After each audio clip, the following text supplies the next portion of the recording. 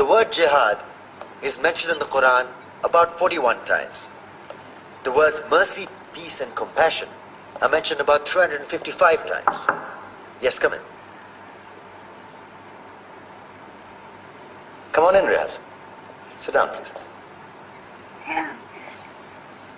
Contrary to popular belief in most Western cultures, Islam is a religion that preaches peace and tolerance. Yes, Patricia.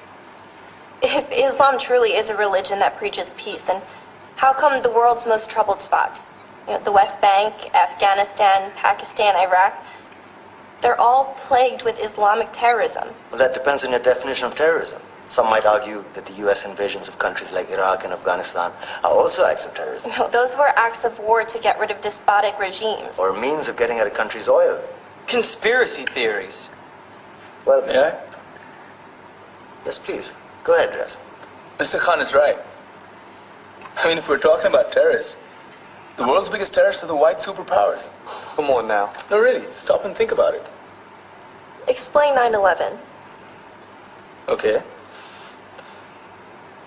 Do you know how many people died in the Twin Towers strike? Around 3,000. And do you have any idea how many people died in the bombing of Afghanistan? Take a wild guess. More than 15,000 people died. And that's just conservative figures. About 50,000 tons of explosives were dropped on innocent civilians. Men, women, children. Yeah, but that was because of the Taliban. Now that you brought it up, did you know that the Taliban was a creation of the CIA to fight the Russians? Whatever. They were still harboring terrorists. Yeah, right. Terrorists that were never found. Just like the weapons of mass destruction that were never found in Iraq. Do you want to get into the death toll in Iraq?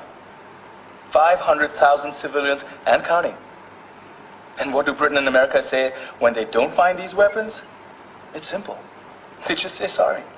And still refuse to relinquish control of these countries. What are you trying to say? What I'm trying to say is that just because you're American, wear a fancy suit, and call yourself the president, doesn't make you any less of a terrorist. I'm saying that if you don't stop meddling in other people's countries, you will face a backlash. If Muslims like you feel that way, then why don't you get out of our country? We will. As soon as you promise to leave ours.